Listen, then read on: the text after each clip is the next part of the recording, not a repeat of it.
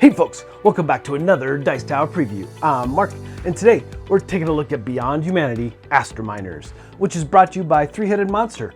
It's for 2 to 4 players, ages 12 and up, and games generally run about 45 to 90 minutes. In Astrominers, you will be managing competing groups of space miners extracting minerals from the asteroid belt. The challenge comes in planning how to manage your personnel and resources through a variety of missions to extract minerals and outmaneuver the competition. Build the wealth of your corporation and fuel financial and material success. Be careful to not be left behind, for to the victor go the spoils. The goal of the game is to collect more victory points than your opponents.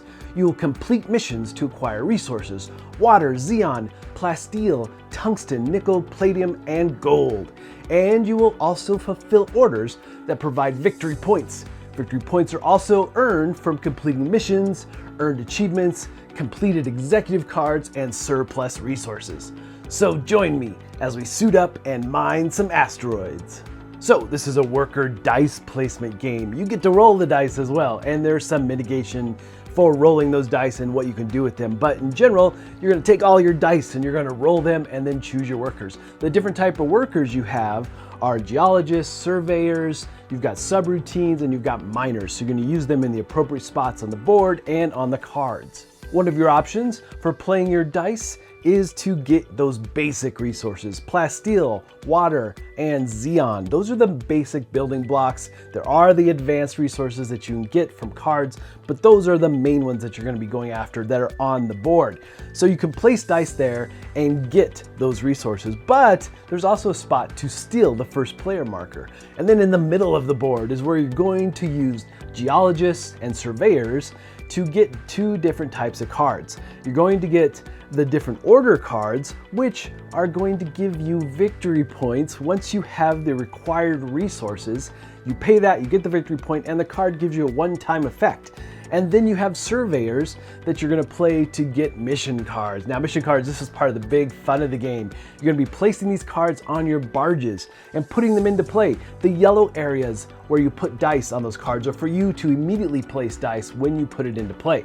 Now, other players can also play on here to get a benefit and get resources as well. And you only have 2 rounds to complete that mission or it's gone. Now, obviously, if you don't complete it in the first round, then you're going to have your dice tied up for that next round. So you have to choose wisely as you put missions into play. But putting missions into play is definitely a big part, a big fun of the game. So the mission cards have a couple benefits. Obviously, as you complete them, you're going to get resources, but also you'll notice that there's a letter on these cards. You're going to be creating sets, and then you can place dice and pick up these achievement cards, giving you victory points into the game. Now, there's 3 other types of cards. You've got expeditions, which work very much like your mission cards. You'll be putting them on barges trying to complete them. And then you have 2 other cards. You've got technologies and bulletins. Now, these are going to net you victory points, but also give you an extra slot. So technology cards are going to allow you to get different types of resources, and the bulletin cards are going to allow you to get the different types of cards. So those are definitely crucial to everything you're doing. You want to try to put this best together with all the different types of dice that you're rolling, trying to get the maximum points at the end of the game. So all these cards are going to have a different type of cost. Either you're paying resources to pick them up, or you're completing sets of cards to acquire them. You always are going to have to be playing dice, or you're just completing missions and so forth. So lots of different ways these cards work.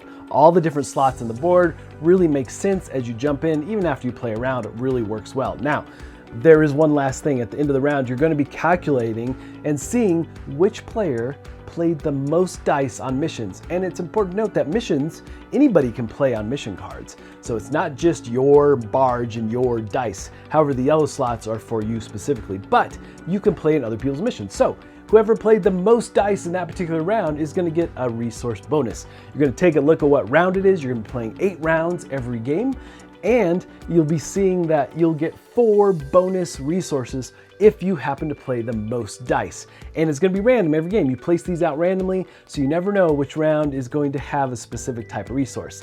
So that's another interesting aspect as you manage what you're doing and how many dice you're playing and what you're picking up and so forth. So this does have a lot of interesting choices as you move around the board. And of course, whoever has the most victory points at the end will be the ultimate Astrominer. Alright folks, just a reminder once again, this has been a Dice Tower paid preview. Everything you've seen here has been in prototype form, so keep a close eye on the campaign for any changes that still may occur. Now, with that said, Three-Headed Monster always does a great job with their prototypes and their production quality of their games, and this is no exception. They did a really fantastic job with this one. I like the big barges as you put those cards on them and try to complete those missions. Definitely, again, like I said, lots of interesting choices as you move through this game, and I like the way you get victory points. It can be from cards, it can be from collecting different sets of the resources at the end of the game, so you really have to manage and balance how you're going to get those different types of points throughout, and which missions you complete and which resources you're trying to gather to finish off different types of cards and get those maximum victory points. I like games that have so many options and choices that you can bounce around the board and just do various different things every game. But folks, ultimately, if this looks like something of interest to you, I'm sure they'd appreciate your support. So I think that's it from me, and until next time, we'll see you at the table.